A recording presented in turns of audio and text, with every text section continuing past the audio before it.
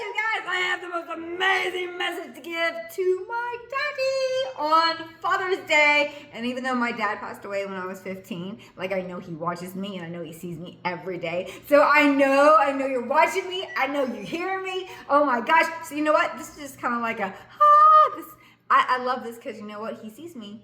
He hears me. I've always wanted to be just like him.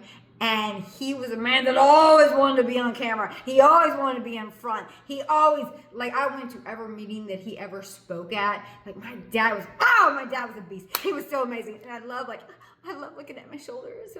Because I've worked hard for him. But these are my dad's shoulders, guys. Like, I got this from my dad. And then look at my eyes. Look at my eyes. Hello. And my hands. And that's Brenda Sherry. It's my mom. Like, I love me because I love my parents so much. And you know, when you really love yourself, when you really, really, truly love yourself and everything about you, like, I think it's kind of like you're honoring your mother and your father. And the Bible says, honor your mother and your father. And I'm going to honor my mother and father. Like, I might not have done the best job when they were alive. But let me tell you, now that they're not here, but they're here, but they're not here. I'm going to honor them even more because they are working through me. And I see them more and more in me every day. And let me tell you this. So, I was at church. Hello! And it was like the best sermon, and it was directed more towards the fathers and the men, but I got so much out of it. So check this out, right? So it was talking about Jesus and the revelation Jesus, like in the Bible, it talks about Jesus, how he came in, he's riding this white horse, and he had like blood all over himself from his enemies, and he had a sword coming out of his mouth, like, whoa! Like, Jesus wasn't always like this little, like little lamb. Like, Jesus was a warrior. Jesus was a beast, but he also was that man who was loving and caring and who gave up his life for ours. Like, oh my gosh. And you guys, that's how I saw my dad. That's how I saw you, James Griggs. I saw him as a beast, but he was a protector. He was a provider. And let me tell you, my dad he was also like so respectful. Like my mom, they were so in love. Like, they were, like on their tombstone, it says, my mom things covered up, but on their tombstone it says, here rest two soulmates, because they were soulmates. And my mom never found another soulmate after him. And anyways, they were so in love. And my dad never, oh my gosh, that was like a number one. You will always respect your mother, Brooke. Don't you talk like that to her. Like my dad was the most amazing husband and the most loving. Like, my dad, I truly saw how a woman is supposed to be, like, loved. And I remember him telling me, Brookie, you love yourself. You love yourself. Every little thing about you. You love every little one. Anyways, my dad was just so amazing. So I want to give like this tribute, like, YouTube to him and to all the fathers, because I think being a dad is like the most amazing thing ever. And I think it's the most manly thing. Like, they were talking about in church, like this, oh gosh, I forgot his name and I knew it was going to. It was like Giglio. I don't know, but he was this king and he had like over 1,000 children, like over 100 wives. And that's what back then, that's like being a king, being a man was like how many kids you could have and blah. But listen, no. Okay, check it out. Being a man is being a provider, being a protector, being that person that, a resilient, a warrior, but also you have the Lamb of God, like Jesus, like a lamb.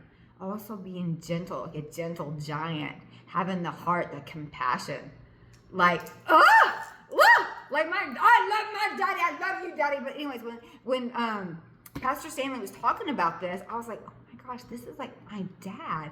I am so truly blessed to have grown up with such an amazing dad. Now, not everybody's perfect, and we all have our, but you know what? I always thought, you guys, I was just surrounded by so much love. I never ever thought anything, like, I had the most amazing childhood.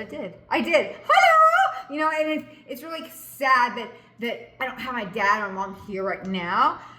But, guys, you know, I just have to say that I had the most amazing parents ever. So I truly am blessed, and that I can see them. Hello. I can see them more and more in me every day. And you know what? My dad changed people's lives every day, and he healed them from the inside out. My mom healed them. My mom did the same thing. She made women feel beautiful. Everyone that sat in her chair, everyone that she talked to, just her energy, she made women and men feel beautiful. You know what? And I just see the perfect combination of both of them in me. So I'm like, hello! Thank you so much. Happy Father's Day to the most amazing father ever. Woo! And you know what? Happy Father's Day to all those men out there. You know, whether you have kids or you have a dog or whatever, like, man, you're a king. You're a king. If you've got that warrior, that beast, that protector inside you, man, you're a king, man. You are. And if you've got that little lamb, that you know, that they can cry, that can be there with a woman, a man, or whoever, I don't know. But like you have the Lamb of Jesus, but then you have the Revelation Jesus. Woo! Oh my gosh. And there's Revelation or Revolution? Revelation. So in the Bible, and I'm going to read this today, but when it was talking about him and how he was going through all this stuff, like Jesus had a temper. And listen, Jesus was so real. Oh my gosh. Like, you know what? Jesus had to take naps. He did. He had to take naps, and he had to go away and isolate himself from people because people are crazy. They are not and like all the energy that you take in, you have to be careful. Thank you, God, for my father teaching me how to know how to love others and how to love others from afar. I feel like I've been blessed with like intuitiveness. Because my dad and everything he always taught me, he's a psychiatrist. So I grew up like knowing more than I probably should have. Like my mom would always be like, James, don't tell her that. Anyways, and I was just absorbing all that information. Woo! Anyways, okay, I won't go into that because, again, don't cast your pearl on swine. And there's some piggies out there. And that's okay because you know what? I'm shielded with protection because I am a child of the Most High God. And you know what? You guys or whoever is watching this, you should be saying the same thing about you. Sometimes I worry about, oh gosh, I wonder what they're going to say. I wonder what they're going to do. Oh gosh, I bet. Who cares? Who cares? You know what? Whatever. If God be for you, who dare be against you? So let me tell you, you are loved. Just be you. I'm just laughing because my dad, like all his life, he grew up. People would always be like, oh, I was so much I was just like my dad. I want to be just like him. I want to wear everything he just had. And now you see how I love my G Coda, and I call him Daddy because it's a term of endearment. I can't say that word right. I say it, and I love my dad so much. My dad meant the world to me, and Ed has taken me under his wing. And just kind of been there for me and been that protector. And I just absolutely love him. And he taught me to really just be me. And my dad, all my life growing up, my dad would always say, Brooke, just be you. Just be you. And I need to hear that every day because it's hard. It's hard for everybody out there just to be us. It really is. Like, what's the nutty buddy? But you know what? When you're grounded and you're surrounded with unconditional love, which is from him, like, I'm telling you, just be you. There's power in just being you. And Ed's always said, Brooke, just be you. My dad, just be you. See, hello! So whatever God takes away, he always brings back. He always gives you double. So he will always make sure that you're taken care of. He will take the people that aren't in families and he will put them in families. It happens. So you're not alone. You're not alone. You guys, you know how much it meant to me that I have a friend to sit with at church today? Like, I was like, oh my gosh. I don't think she even knew. I don't even think she knew. Like, I do a lot of stuff by myself. That's what I do. You know, hello. But sometimes it gets hard and you get tired and you just need that little extra, like just to know that someone's sitting there with you. It just gives you that extra motivation just to kind of, okay, cool. I'll be back, girl. You know, anyways, we're stronger together. So this is my little message. Ooh, shooty boots. I'm already at 9 minutes, but you've already watched me this far if you have. Let me tell you what I came up with and what really, so you guys, you all know I have a relationship with God, stronger than ever. He is my everything. He's my first. He's like, listen, you put God first in everything you do and your plans will succeed. But I want to because I feel that love. Like I feel that strength, like his energy, like the joy. That is him and me. Like I have been blessed all my life with so much love, with the most amazing family ever. That he is my one and only. So check this out. So I haven't really had a church home where I've been able to really go to. Like I've gone to the Presbyterian church, and sometimes I'll do a church of Buckhead after I work out, but I really haven't had a solid where I go every Sunday physically into a church. But I always keep my relationship with God, right? But today, my friend Veronica, who I do amp with, who I work out with at the gym, like she goes to church in Buckhead. And I'm like, oh my gosh. So I met her there, and just to have her there sitting with me, and she grabbed me at the door. She goes, "Don't worry, I found you. I got you, babe."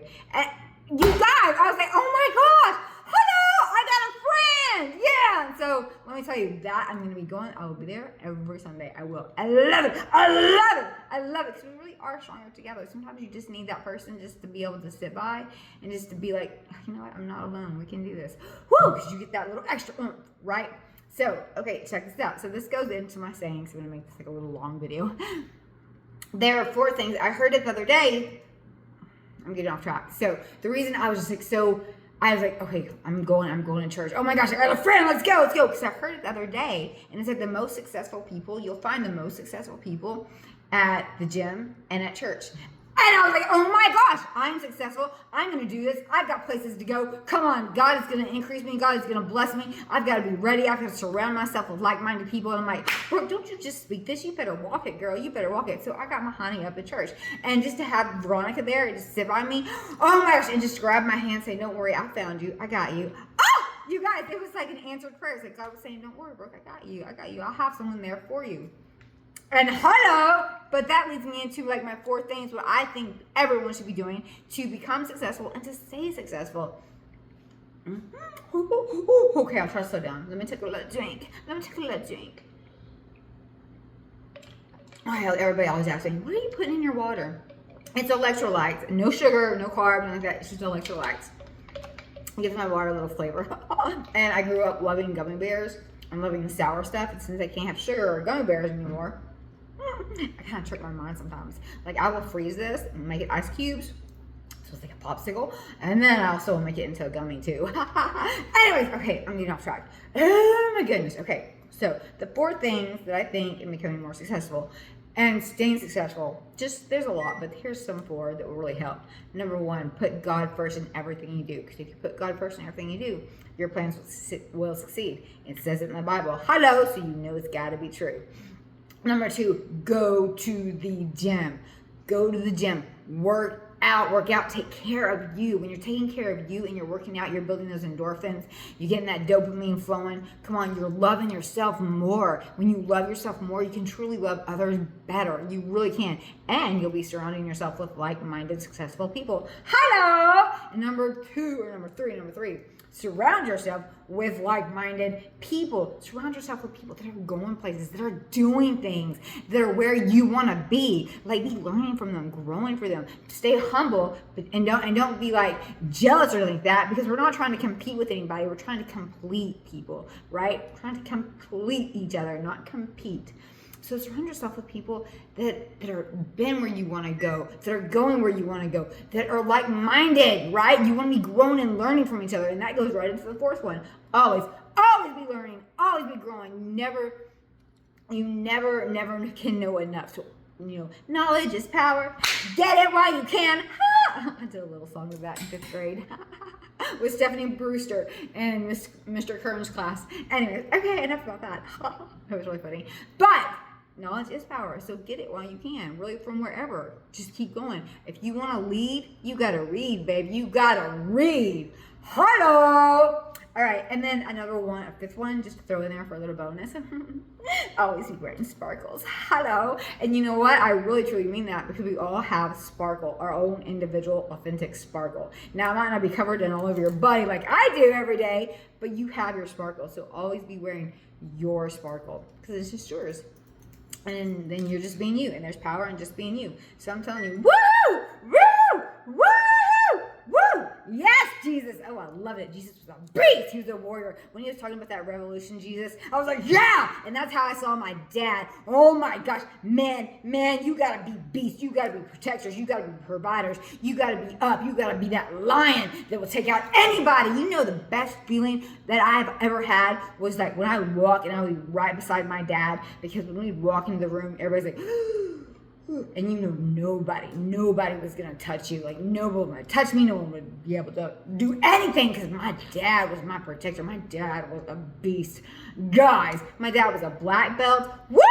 Like I could tell you stories. I don't want to make this too long, but I could tell you stories about him that, oh my gosh, like whoa! Like he was, even like when he kind of passed away, and he was like, my dad was a really big man, and so, but let me tell you, he was fast. He was fast. And let me just tell you this real quick story. So my dad was getting gas. We lived in Lubbock, Texas. He just got a brand new car. He was getting gas, and this guy came out of nowhere and got a big what was it?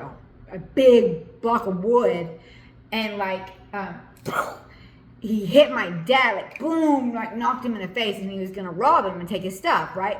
And this is in Lubbock, Texas. And that guy hit my dad across the face, boom, like that. And my dad just snapped back up, and he's like, oh, it's because then you pissed him off, because then the warrior, that Jesus with the sword sticking it out of his mouth, that came out of my dad, because then my dad just went off. And anyways, my dad had to go and call the ambulance to go have someone pick up the guy who tried to knock him out. Yeah, because he ended up breaking his ribs, and he broke, oh my God, my dad broke him up. My dad broke him up and had to he's in really bad shape. So my dad had to call the police and the ambulance for that guy. So, man, and this was my dad was 360 pounds when he did that. And he walked that roundhouse and woo! And my dad had this huge black thing across his face from where he hit him with the thing. But it didn't take him out. It just made him mad. And you know what? God does that. God leaves, like my dad had been through so much, but God sometimes leaves those little scraps. You know, it's like when you fight, it's like you're scrapping. It's called scrapping for a purpose, because God leaves those little scraps in you, because when it comes time for you to defend yourself, or for you to stand up for the people that you love, you've got that oomph inside of you to like just go at it. So you know what? Don't be like, if you've got a little bear in you like I do, I mean, you know how to control it, but don't be sad or be ashamed that you have a little bear in you, because God's kept that in you for a purpose. So when it comes time for you to stand up for your lady, for your woman, for your kids, for your man, whatever, you have that to go after. I'm telling you, listen, love, loyalty, and family, you will walk through a fire for the ones that you love. Or that's what I would. Anyways, hello! So I love you, Daddy. Happy Father's Day to all the men out there. You are amazing. You guys stay blessed. Stay successful, always be growing, always be knowing who you are, and always wear your sparkle. See, I was going to put a hat on, but I didn't. I did this naked head. Oh, I come to get a little good luck. And then I wore this to church. We're all in church.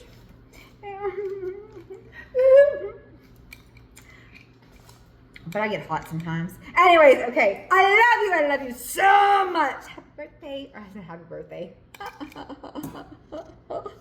Oh yeah, and so I was sending out my text messages, my happy Father's Day, to just the most to amazing men that I look at, and I seen kings in every one of the men that I sent text to today, fathers that I just think are so amazing, because to be a father truly is an amazing blessing.